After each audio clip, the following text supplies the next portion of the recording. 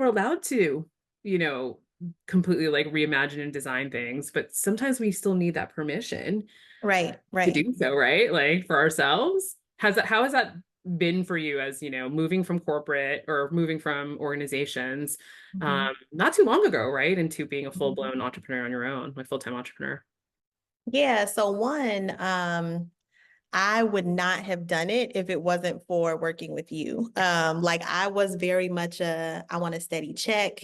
I need health insurance. I'm a single mom. And I'll have a business on the side, right? Like I had a business on the side for 2 or 3 years before I went full time. And I had to be pushed and pushed and pushed by the universe, by trusted colleagues. I'm also, very spiritual. So I felt like God was pushing me as well. And even with all of those pushes, I was saying like, no, I'm not doing it. I'm still going to get a job. Like, no, I want to go get a job first.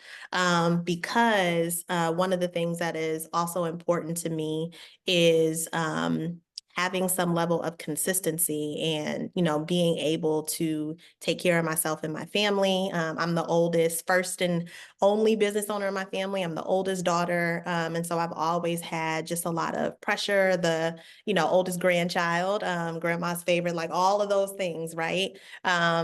Which has required me to take care of family in different situations, to be the one that people go to be the one that always has it together, right? Like that was me. That's why I climbed the corporate ladder so quickly and, became a part of the C-suite. And so in my vision for my life, I never saw myself being a full-time business owner. It was always going to be something that was on the side for me.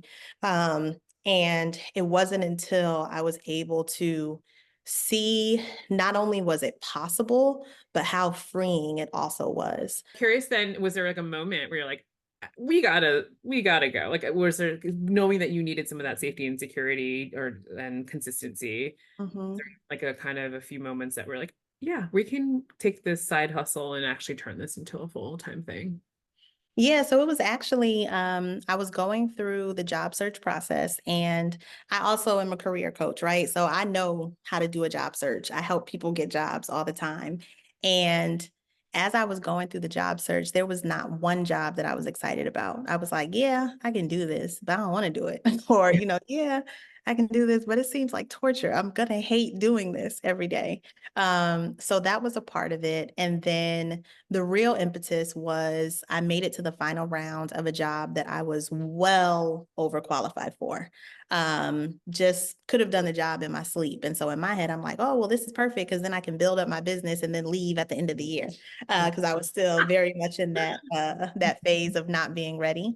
And I didn't get it. And I was like, there is no way that I should not have gotten this job. Like, this job was literally created for me 5 years ago, and I didn't get it. And I felt like that was again a moment where God was really showing me, if I let you get this job, you're never going to do it. And so after that, I said, you know what? I'm not applying for anything else. And I'm just kind of trusting what will happen. So I made that happened on like a Thursday or Friday. I made the announcement to my email community on that Wednesday that I was going full time. And I literally found you for the first time that Thursday. So I was like, oh, well, here's a coach. She seems aligned. Let me follow her a little bit more. But it literally happened like clockwork. Things just started falling into place after I made the decision to do what everybody had been telling me to do for months, that I was resisting. I'm glad we found each other you on the LinkedIn streets, I'm guessing, Yep. right? Yep. Because yeah, it's again, it's just been such a joy to work with you. Would love to hear, you know, as now, what are you, a year plus in? What have been some of the biggest highlights or just success stories for you, wins, that you've experienced now? Yeah. Yeah, I think one is getting more comfortable in pricing.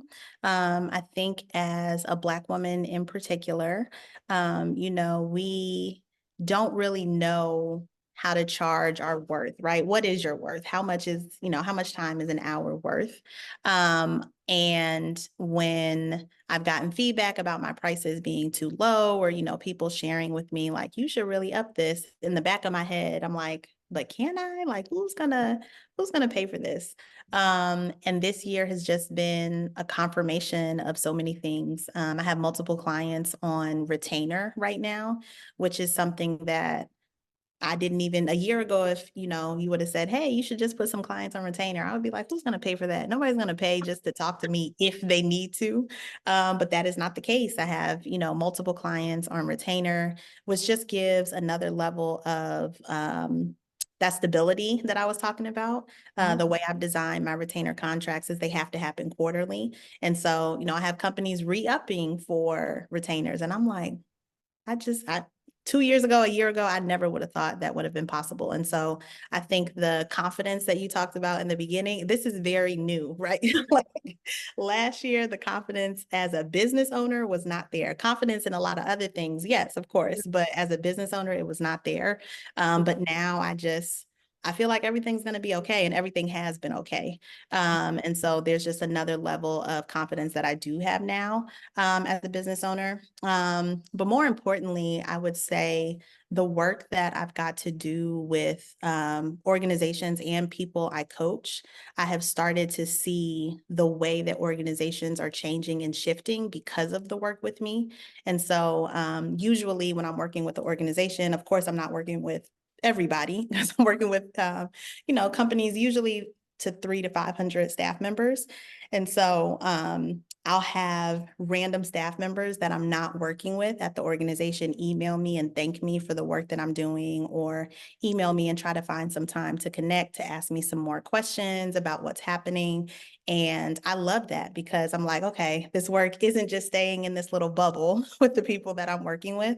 Other people who I've never met at the organization know my name and want to ask me questions and want to say thank you for the changes that they do see. And so ultimately, the work isn't about me. It's not about, how much money I can make. It's really about creating the system so that all people can thrive. And so I love that. And then with my beautiful women of color that I coach, the amount of times that I'll get a text message saying like, I said no to that committee. I don't have capacity. They need to find somebody else to do it. Or, I'm applying for new roles that are more values aligned. Or just I'm taking off and I'm taking email and Slack off my phone while I'm on vacation. Just the boundaries that people are able to create for themselves so that they can thrive and be successful. I love hearing that from my clients all the time. Yeah, those I know, even in the programs with like the sales program, for example, whenever we got like your text or something, or like happy dances, or we the coach, we love what's we seeing all the Yep. celebrations happening along the way. That's what maybe we do this for, right? Is to see Yep. like people are actually, things are changing. And the Yep. ripple of impact that has when, for me, for you, when you're able to thrive and do well, right? And then all the clients that you are working with and they're able to thrive and do things and set their boundaries or pursue things that values aligned organizations, etc. That's, I don't know, at least I know that's why I do what I do Right. it. Right. What has been maybe some of your, what are you most proud of, again, I guess, as for yourself as an entrepreneur now? It is definitely seeing the way my daughter talks about me being a business owner. She wants to be a business owner already at 9. She has her plan. I can't talk about the plan 'cause she's like, I don't want anybody to steal it. I'm like, I got you. Lips Got are to keep locked. that IP in. Yes. Women of color, protect your IP. Right, right. But she has a really great idea. Like, I am so proud of what she's already thinking about at 9. I'm like, this is amazing. And I never would have thought about owning a business at that age. I didn't want to think about it when it was accessible to me. I was like, no, still don't want to, not for me. And now I'm in a place where I'm thinking really thoughtfully about expanding and hiring people full time, and what I want, salaries to look like and benefits and all of those things. So I would say that those two are probably the things that I'm most confident about, seeing myself as a business owner and not a solopreneur, because that was my plan forever.